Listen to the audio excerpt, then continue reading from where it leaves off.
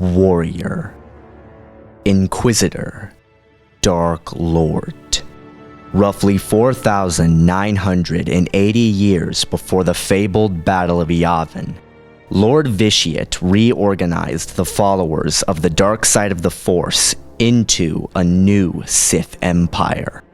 Magiocratic and totalitarian, the government of Vitiate's empire was centered entirely around hierarchy, utilizing both a rigid caste system and a stratified rank structure to place those with unique talents in their proper place.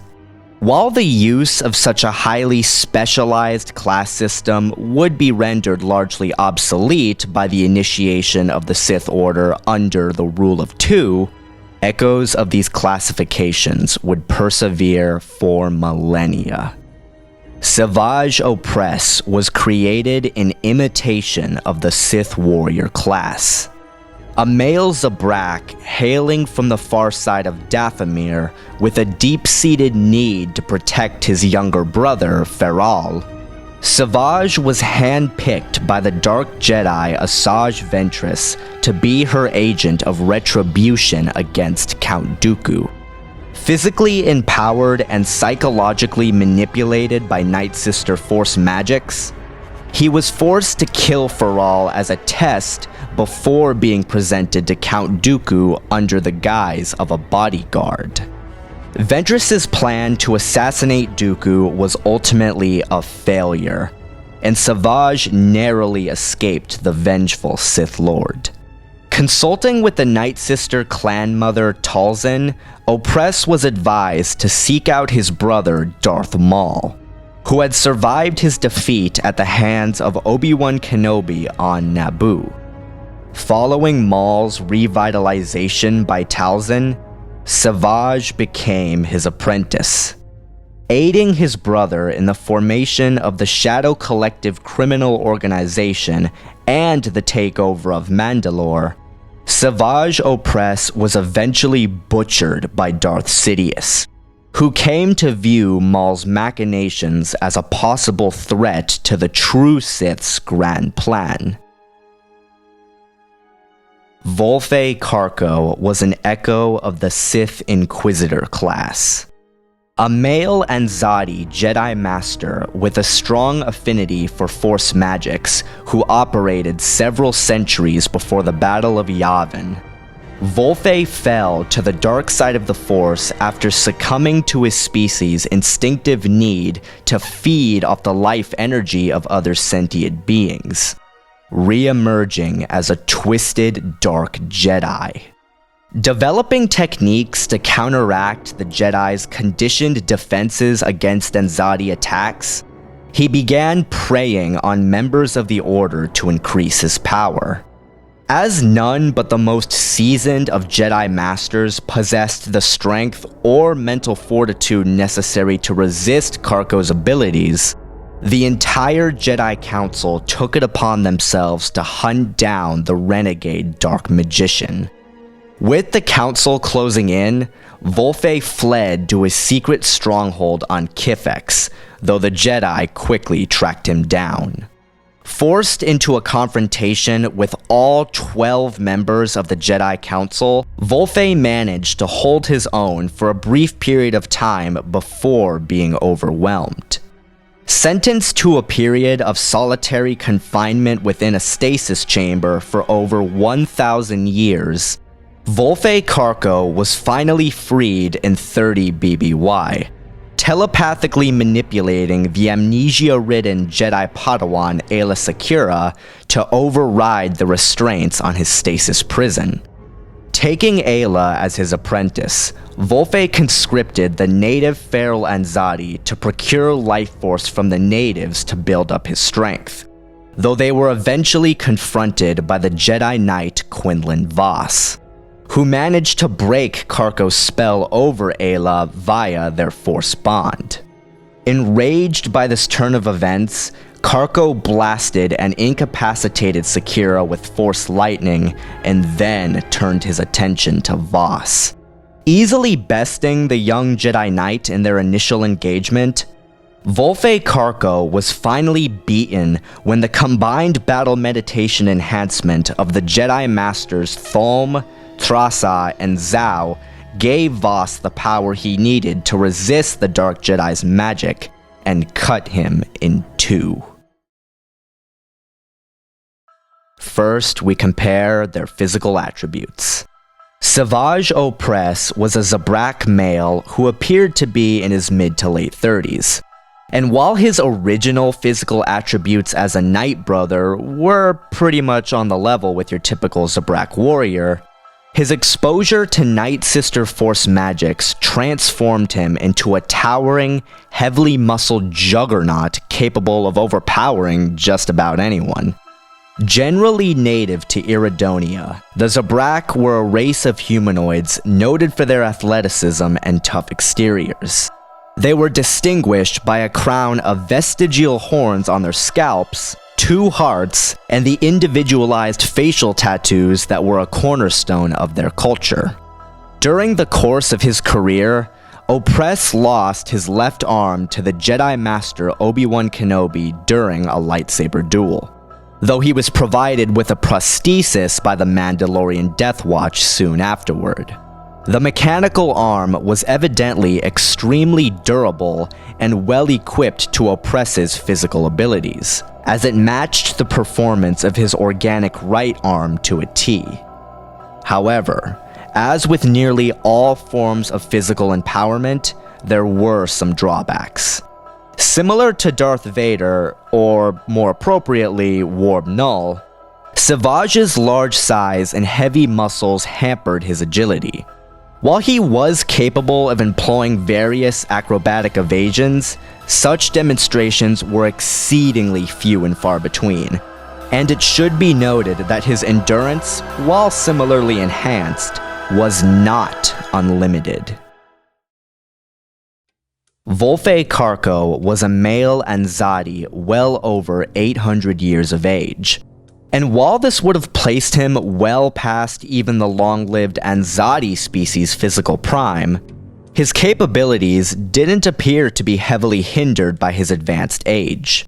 As described in the Essential Guide to Alien Species, Anzadi were widely regarded as one of the most mysterious and deadliest species in the known galaxy.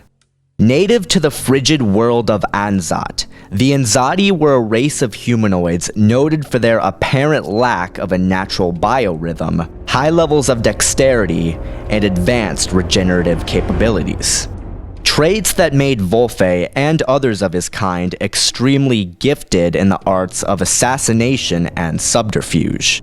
The species was further distinguished by 2 prehensile proboscis housed in their cheeks.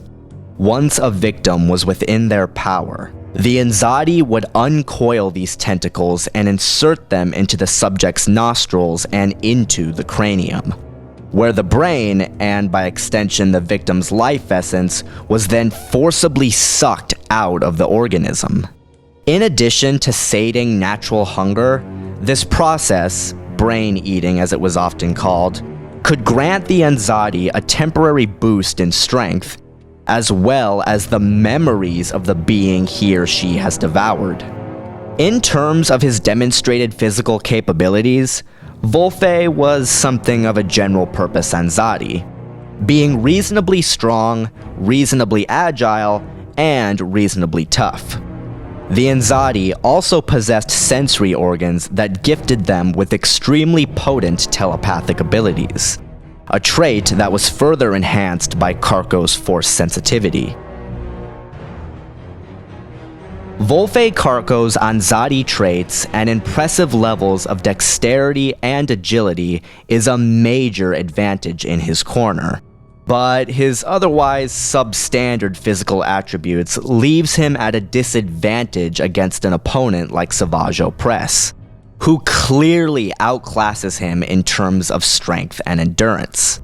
Volfe's ability to devour the brains of his adversaries wouldn't factor in here, as the process requires extensive time and concentration in order to be pulled off, so its overall effect on this contest would be minimal. whereas Savage's greater levels of physical strength and hardiness would have quite a dramatic effect. While the Inzadi is no pushover, he would be soundly outperformed in a physical sense by his adversary. So accordingly, Savage Opress gets the physical edge. Now we compare them as martial artists and lightsaber duelists. As the Zabraki Knight brothers valued physical combat as one of the highest forms of expression, Savage Opress inherited a rich pedigree of martial knowledge and training. However, his exposure to Night Sister Force magics caused the once technically sophisticated fighter to devolve into nothing more than what Gensarai termed a barbarian hefting a cudgel. Savage's personal fighting style did not follow a set lightsaber form or technique. While Dooku attempted to train him in the Makashi style, its focuses on precision and technical sophistication made it ill-suited for a brute like Opress, and he instead opted to develop his own personalized fighting style designed to capitalize on his overwhelming physical strength. While this is nothing more than loose speculation on my part, I believe that the bulk of Savage's fighting technique came through adapting local Knight Brothers staff fighting techniques for use with the double-bladed lightsaber, as he maintained a relatively consistent level of performance wielding both weapons. When on the offensive, Savage Opress holds absolutely nothing back when attacking his opponents. He engages with a relentless barrage of overhand slashes and strikes, and keeps that barrage going for as long as necessary to break his opponent's defenses. Due to his immense physical strength, his attacks, while generally crude and unfocused, packed enough kinetic force to stagger his adversaries upon contact. As far as his knowledge of alternative fighting techniques goes, he has demonstrated very little beyond his ruthless integration of unarmed combat. Similarly, while he has used telekinesis in tandem with his lightsaber sequences, such demonstrations were exceedingly rare, and were usually limited to battlefield engagements rather than single combat.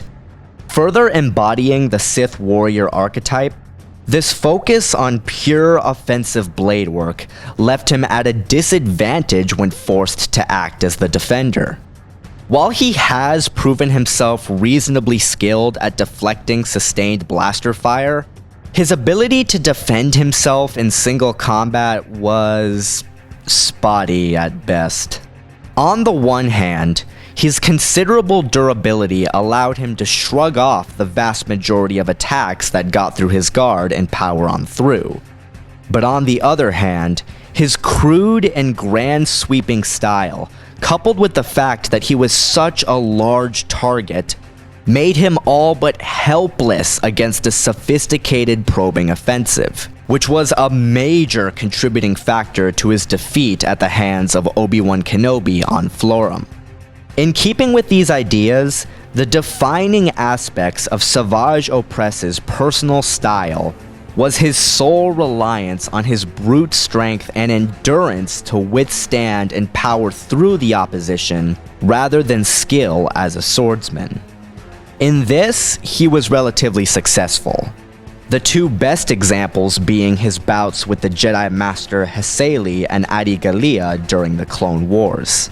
Halsey and Gallia may have held a sizable advantage over Opress in terms of raw skill, but his attempts to counter his direct offensive with their own was all for naught, as they just didn't possess the physical might necessary to contend with him, which allowed the Knight brother to simply take their attacks and then smash them into submission. This crude and deliberate approach left him well equipped to engage offensive lightweights like Maris Brood, Ron Harkim, and even Saisi Tin, But against more dynamic duelists who relied on skill-based attacks aimed at bypassing one's defenses, such as Count Dooku, Obi-Wan Kenobi, and Plo Koon, each of which, mind you, completely dominated Opress in their respective engagements, he would experience major difficulties, as his crude power attacks were exactly what their styles were designed to address. Even Palpatine, a being with a stated distaste for lightsaber dueling, clearly understood Savage's limitations, easily sidestepping his advances and using his mind-numbing speed and power to overcome the Zabrak's strength. Further difficulties arose when he was confronted with relative physical equals, as he was essentially stripped of the one and only thing he had going for him as a fighter. The best example being when his brother, Darth Maul, casually disarmed him with a wrist lock after a very brief bout on the Kylo transfer station. In regards to combative tactics, Savage Opress was little more than a barbarian. He never demonstrated any forward thinking, and he fought entirely on instinct rather than reason. That being said, he has demonstrated a fair amount of on-the-spot combative ingenuity, such as when he hastily ripped off Plo Koon's oxygen mask before the latter could overwhelm him.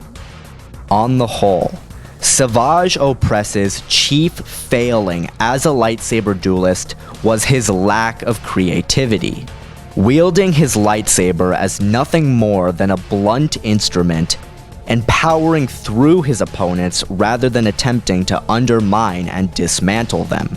And his insistence on taking the most straightforward and tactless path meant that once brute strength failed him, all he had to fall back on were desperation tactics. And once those failed him, all he could do was delay the inevitable. As noted by my friends in our recent Darth Sidious is Not Invincible Forcecast special, Volfe Karkko was analogous to Sith Emperor Vitiate. While a competent fighter in his own right, he was not a dedicated lightsaber duelist, and instead focused primarily on developing as a combative force wielder. This correlation to Emperor Vitiate is bolstered by the fact that the nature and specifics of Volfe Karkko's lightsaber training remains largely unknown. And despite achieving legendary status within their respective eras, much of their past, and by extension their careers preceding their fall to the dark side, were shrouded in mystery. And both had an affinity for force magics. And both were defeated by beings well below their power. And both were extremely long-lived. And both had the ability to dominate the minds of other trained force wielders.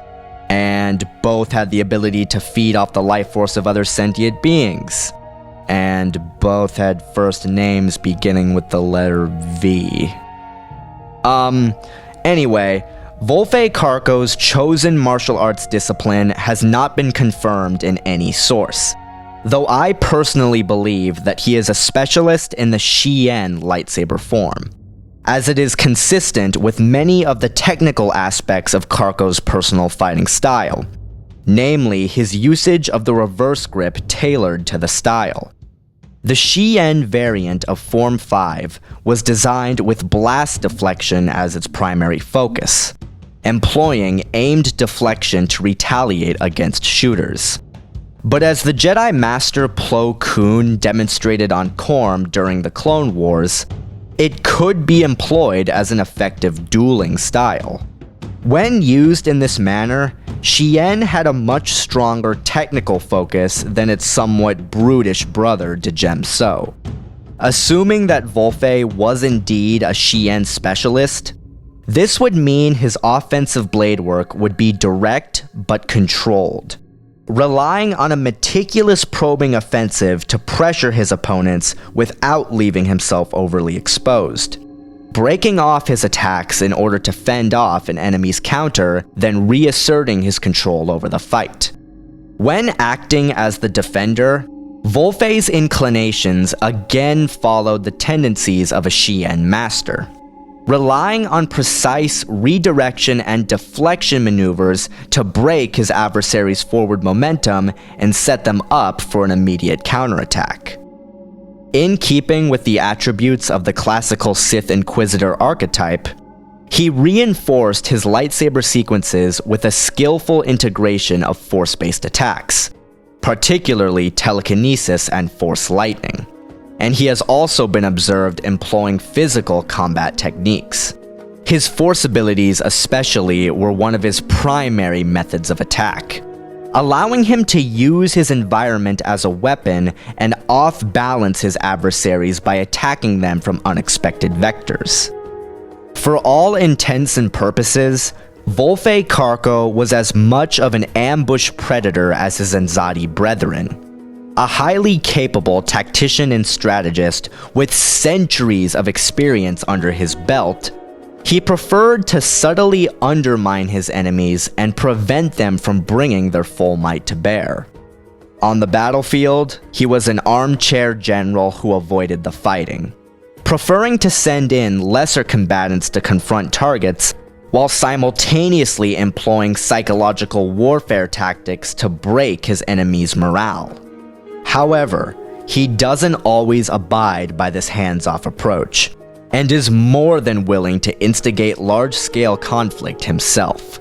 These tactics of manipulation were reinforced by his aptitude for strategic analysis and evaluation, learning the fears and deep-seated weaknesses of his opponents and tailoring his own responses accordingly.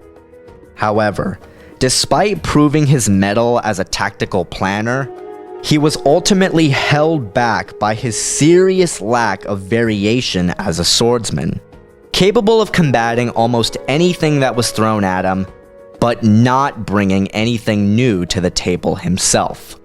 Ultimately, Volfe Karkko's reputation as an exalted Dark Jedi and his most notable victories in single combat were achieved not through skill with the lightsaber, but through his power in the Force.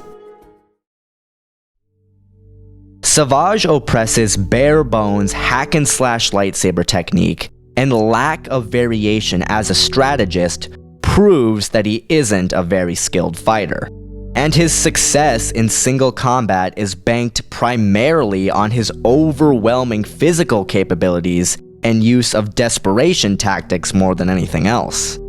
As I've explained before, what this means is that whenever confronted by an opponent outside the extremely narrow range of situations he was optimized for, be they of equal physical ability such as Pong Krell, Kakruk, or Warp Null, or possessing a skill set that is perfectly optimized to take him on, such as Count Dooku, Obi-Wan Kenobi, or Plo Koon, he's essentially got nothing. Fortunately for Opress, Volfe Karkko really isn't bringing anything too unusual to the table. While there is absolutely no question that Volfe's more calculating and strategic approach provides him an advantage over a tactless brute like Opress, Karkko is ultimately held back by his clear disinterest for lightsaber dueling, which forced him to lean hard on his force abilities to make up the difference. While I do think there is a certain level of ingenuity to Volfe Karkko's lightsaber technique, as his relatively simple style affords him a great deal of flexibility, which would be especially useful in this matchup, given how simple and straightforward Savage's own fighting style is, I won't deny the fact that Karkko's lightsaber skills ultimately amounted to nothing more than a stall tactic, and he simply doesn't have the physical strength or advanced defensive capability required to meet Opress head-to-head. For all his tactical superiority, Volfe's intrinsic ingenuity didn't carry over to his use of the lightsaber, whereas Savage Opress's style was practically the living manifestation of his approach to combat, and a pure lightsaber duel with Volfe Karkko would most assuredly end in his favor. Savage Opress gets the edge as a martial artist and lightsaber duelist. Now we compare their force abilities. Savage Opress was not an extraordinarily powerful force wielder, and he didn't demonstrate a particularly broad skill set. In keeping with his optimization towards physical combat, force-based physical augmentation was one of his primary skills. Drawing on his rage and channeling the power into his muscles to allow for the performance of the various superhuman feats of speed, strength, and agility that were fundamental to the practice of Jedi martial arts. In regards to combative applications of telekinesis, there really isn't much to say as far as Opress was concerned, only ever unleashing even Tier 3 grade levels of power when he was under intense emotional strain. A good example being when he choked Asajj Ventress and Count Dooku simultaneously and employed a force repulse to decimate a small contingent of battle droids after the former had driven him into an animalistic frenzy. His latent power could also cause more pronounced destruction, as when he unleashed a force wave to sweep away a large battalion of soldiers when working in consort with Maul. However, he has never demonstrated a conscious use of such overtly destructive telekinesis in live combat without being driven into one of these mindless rage frenzies. And while this meant that his power could at times be considerable, his methods were incessantly rudimentary. He relied exclusively on vicious force pushes and shoves to thrash his opponents about. While he did on one occasion use telekinesis to catch a thrown dagger before it impaled his brother Maul, it wasn't meant as an attack, and his combative applications have never demonstrated any major levels of subtlety or creativity. While he would later refine these skills into the lethal force-based strangulation, that was as far as his development ever went. Despite being one of the most heavily featured Star Wars characters in recent memory, we are actually provided more information on what Savage Opress can't do. Like his brother Maul, he seemed incapable of wielding the Force in a defensive manner, and was accordingly extremely vulnerable against force-based attacks. His telekinetic defenses were virtually non-existent, and he possessed no aptitude with or against Force lightning. He never conjured it, and his only available defense would be to absorb the energy with his lightsaber, though this was something he failed to do every time he was placed on the receiving end of its destructive power. Think about that for a second.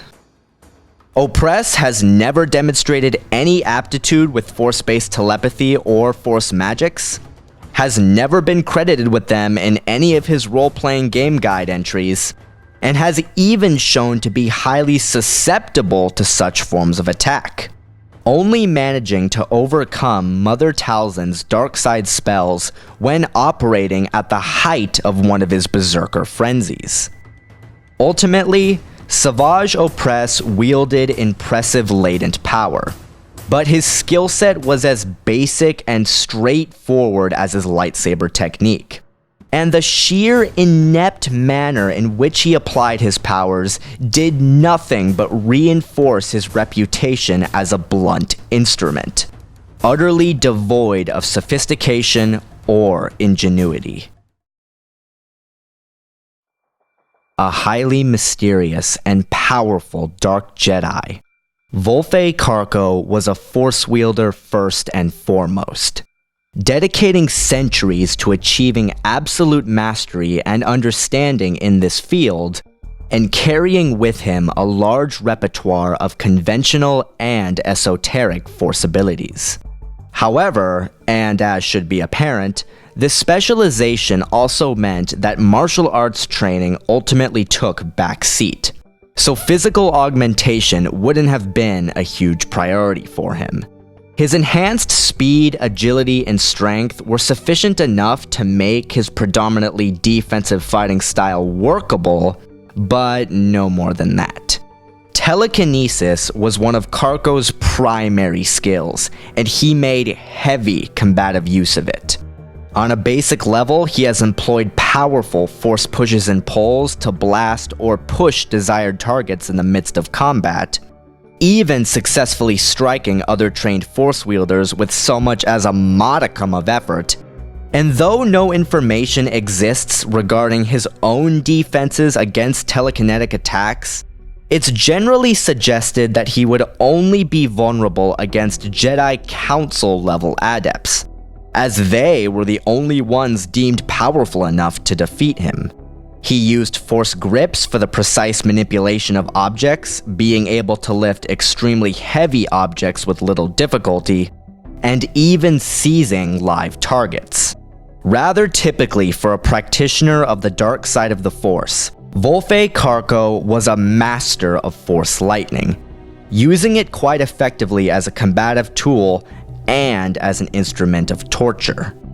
Additionally, he was a master of force deflection, also known as the 2 to Menace ability, using it to manipulate and redirect bursts of force lightning with his bare hands.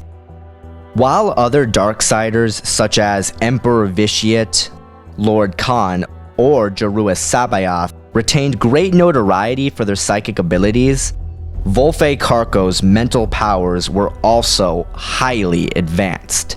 He used the dark side of the Force to enhance his application of the Jedi mind trick, actively dominating his subjects rather than simply influencing them. Additionally, he also boasted a high level of aptitude with long-distance communication and the beast control ability, consulting with Aayla Secura over vast distances and taming the feral Anzadi that congregated around his temple. Possibly his greatest achievement as a Force wielder was developing methods to counter the effects of the techniques used by the Jedi to repel predatory Anzadi, allowing him to bypass their mental defenses and feed off their life force to increase his power. While utterly horrifying, this achievement marked Volfe as both an accomplished academic and innovator. At the height of his powers, Volfe Karkko was noted as a powerful darkside sorcerer, delving deep into the dark side of the Force to unleash arcane energies capable of warping the very fabric of reality. Eschewing the more overtly destructive and psychologically damaging spells conjured by Sith such as Darth Zana, Volfe Karkko's method of applying these powers in combat primarily revolved around conjuring visible, lifelike astral projections to off-balance and confuse his targets until they were left prone to a blast of telekinesis or force lightning. While this conduct may suggest that Volfe was incapable of conjuring illusions sufficient enough to kill, it is also possible that he often refrained from doing so out of a desire to conserve his energies and to keep his victims' psyches intact so as not to, well, spoil his food in a manner of speaking. On the whole, this mixing of arcane knowledge and a strong utilitarian focus marked Volfe Karkko as one of the most powerful and versatile Force wielders of his era. Sophisticated as he was ruthless, he wielded his broad palette of abilities with subtlety and creativity, skillfully using his powers in conjunction with one another to overwhelm his adversaries and control the fight. This conclusion is pretty obvious. Their aptitude with force-based physical augmentation ties almost exclusively to their martial arts training, where I have already reached my conclusions. Similarly, Karkko's applications of 2 to Menace aren't all that relevant here either, as Opress wasn't capable of employing any of the attacks the power was designed to address. As far as combative applications of telekinesis goes, Volfe Karkko easily outstrips Savage Opress in terms of variety and magnitude, employing a much larger arsenal of telekinetic attacks with significantly greater levels of power, precision, and tactical viability.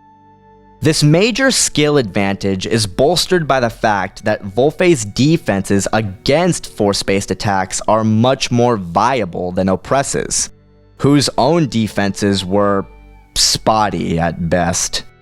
Even with the empowerment of one of his berserker rages, Savage wouldn't be able to make any real headway against Karkko, as while his power was in fact boosted by a significant degree, his abilities remained fundamentally the same.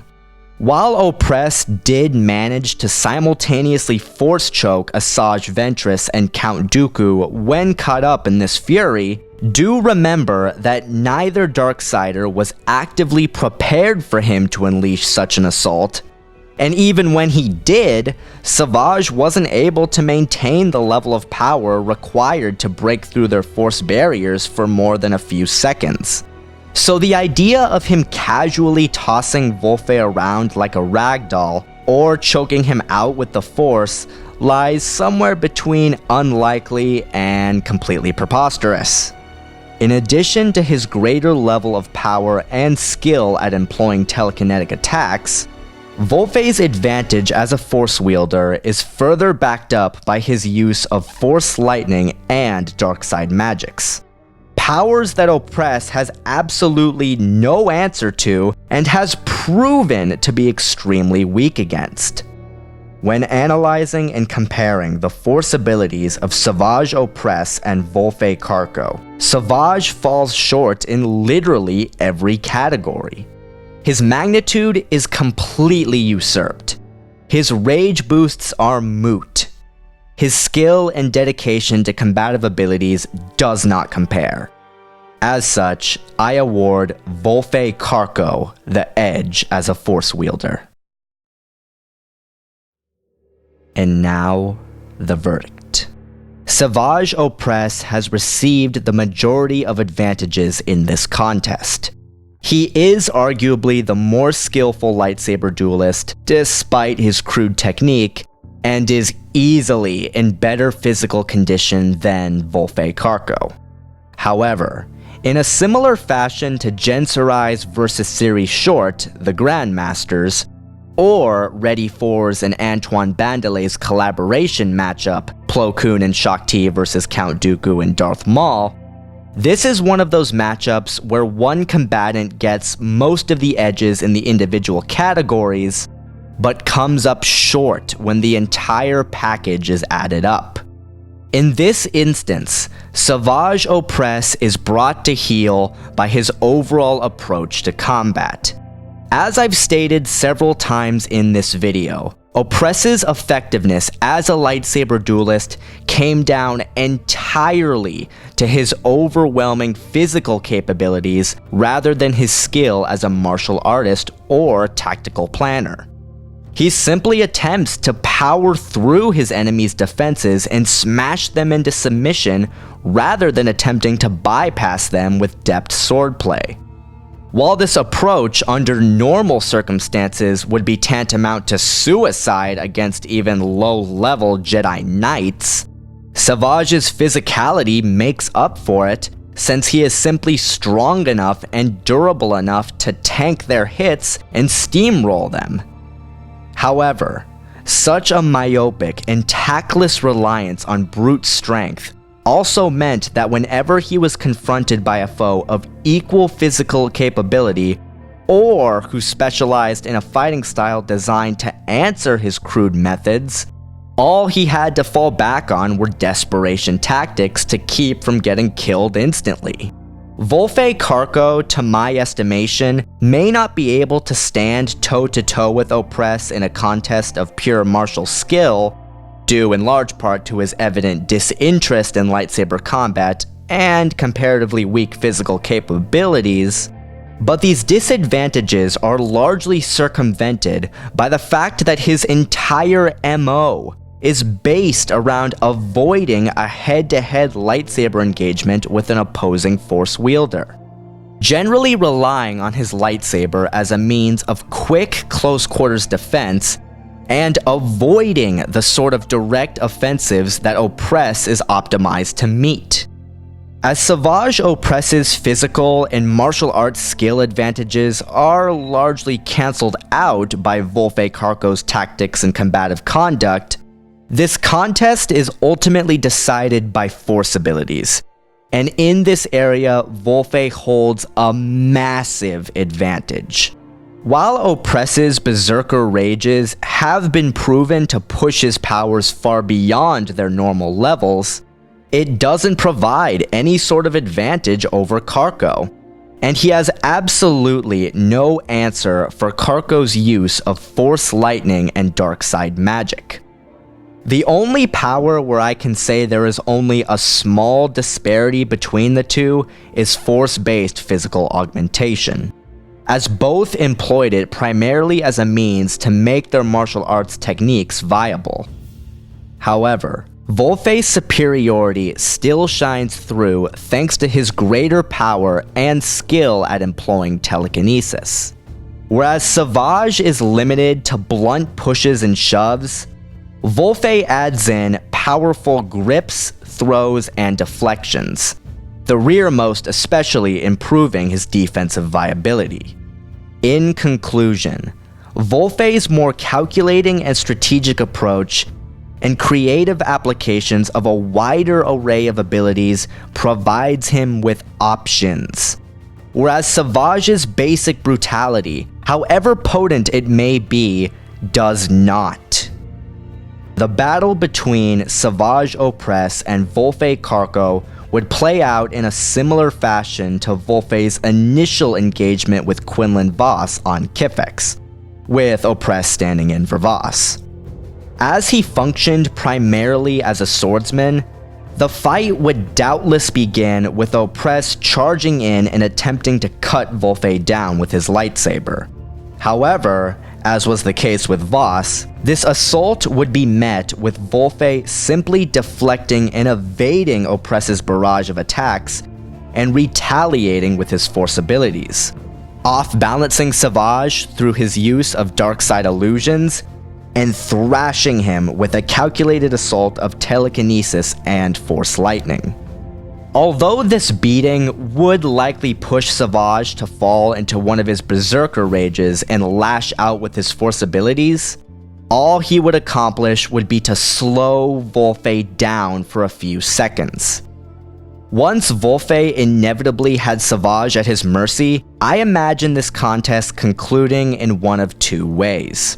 Either Volfe incinerates Opress outright with a blast of Force Lightning, or he seizes him with a Force grip and proceeds to liquefy the Zabrak's brain and devour him.